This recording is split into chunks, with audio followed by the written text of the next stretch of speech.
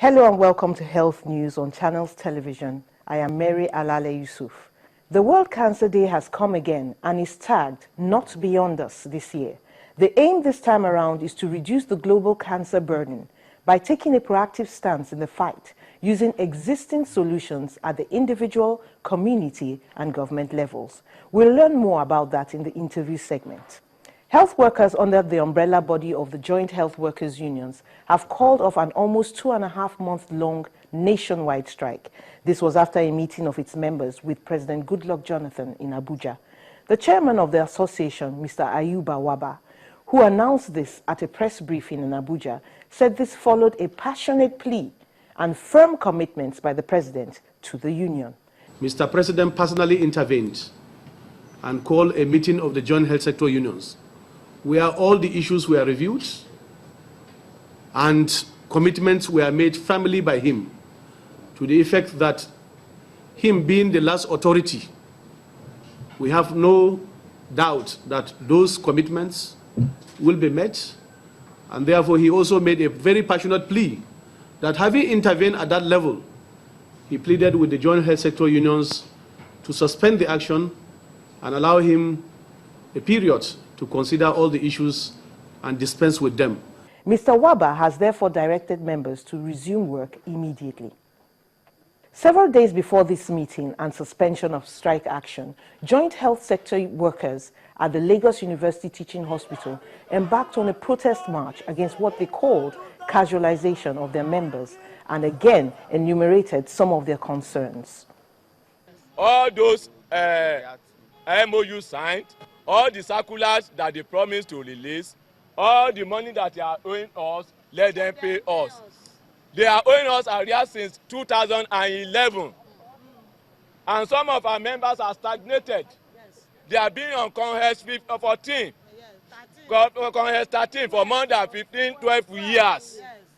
Meanwhile, resident doctors also in the Lagos University Teaching Hospital, Idiaraba, are crying out over unpaid salaries for over 2 months.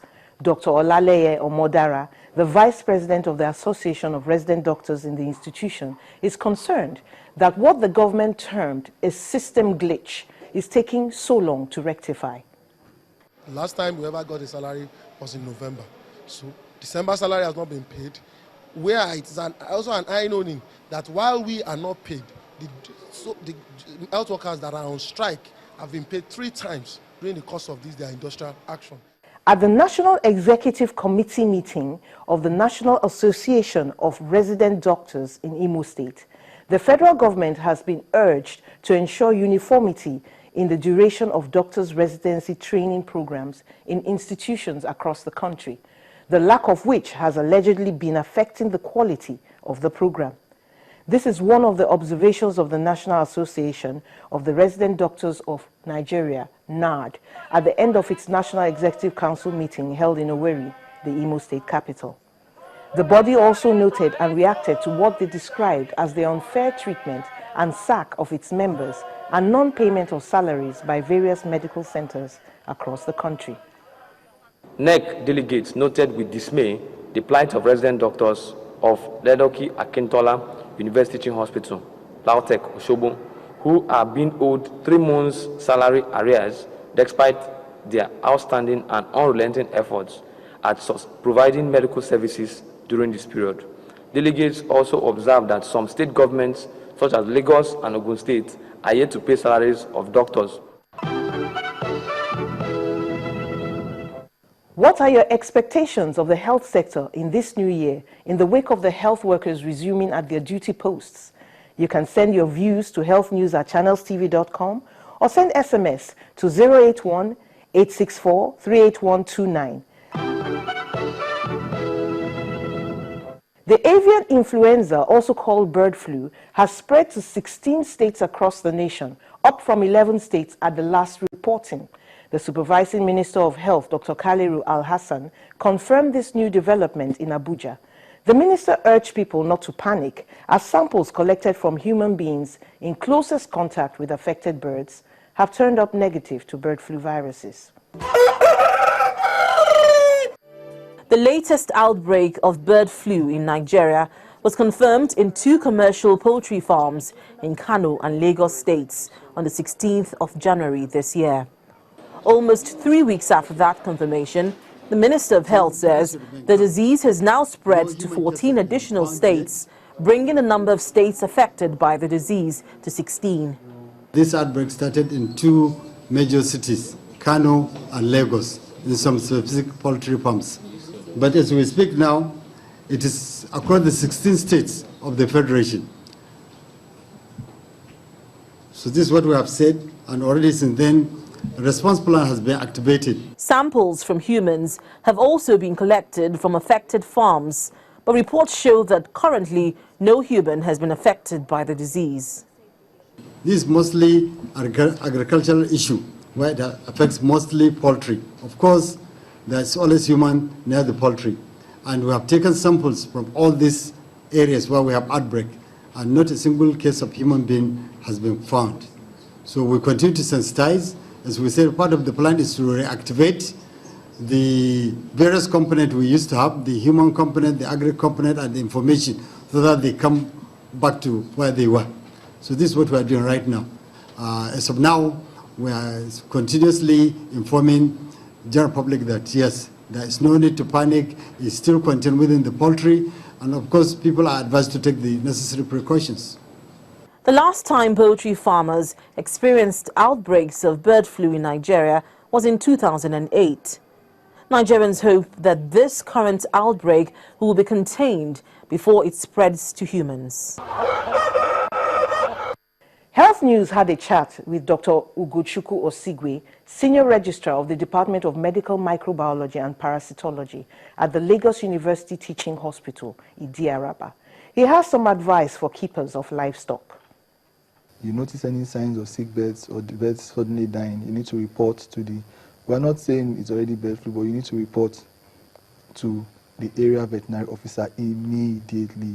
Then of course you have to quarantine that farm, no bird out, no bird in, and then they will determine if it is or not. Of course, your biosecurity, isolation, transport and traffic control, and of course sanitation. Sanitation very important, disinfection of the whole area. Also remember to cook your chicken and turkey properly and wash your hands thoroughly after handling birds. The World Health Organization, WHO, has declared breast cancer the #1 cancer scourge afflicting human beings. Armed with this knowledge, wife of the Osun State Governor, Sherifat Aregbesola, is offering these men and women here at the Okebale Chest Healthcare Center a reason to smile. Over 200 people from Osun and neighboring towns in Kwara State have come for checkups, and those diagnosed with suspicious lumps like hernia, hydrocele, and ganglion are taken in and operated on by surgeons for free, while not too serious cases get medical aid and drugs at no cost. I have passion for making people happy, and that is why this program is being organized. And I can see that we women have a lot of problems, even the men too have problems, but they don't normally come out. The lead surgeon, Dr. Oladokun Alaba, who expressed displeasure at the attitude of people towards lumps, particularly breast lumps, speaks on the breast self-examination for quick detection of cancer. The woman will put the right hand at the back of her head and check her breast, either there's a lump, a cocoa. If she feels something abnormal, she needs to say, doctor. Then she will do the left one and use the right one to check the other breast. And in foreign news, India records its first successful double hand transplant, and Liberia begins Ebola vaccine trials.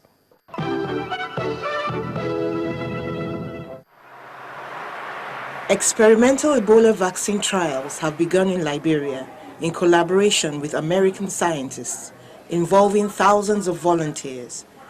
These vaccines, which will be administered to healthy subjects, are part of the effort to slow the Ebola spread and forestall new outbreaks.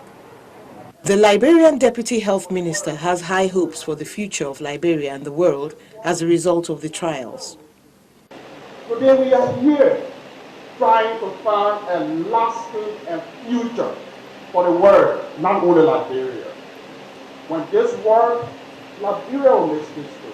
That scientific word will recall that Liberia did make history to accept a vaccine trial for the Ebola virus disease that killed more than 8,000 people in our region today.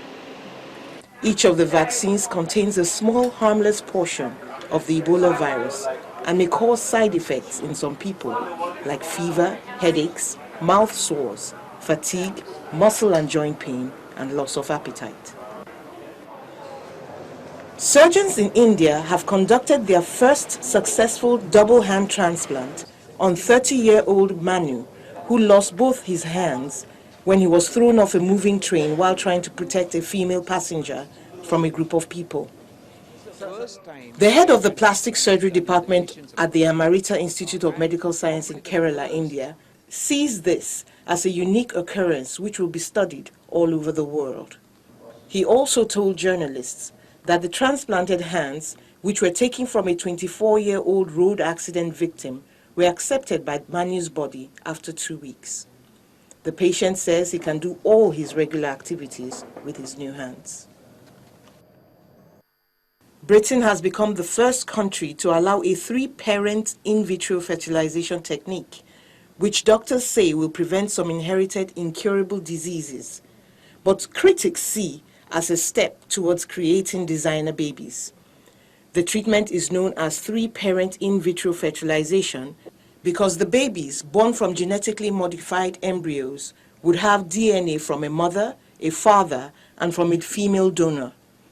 It is designed to help families with mitochondrial diseases, which are incurable conditions passed down the maternal line.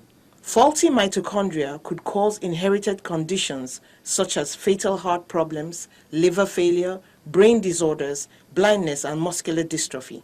But scientists say mitochondrial donation does not affect human characteristics such as hair or eye color, appearance, or personal traits.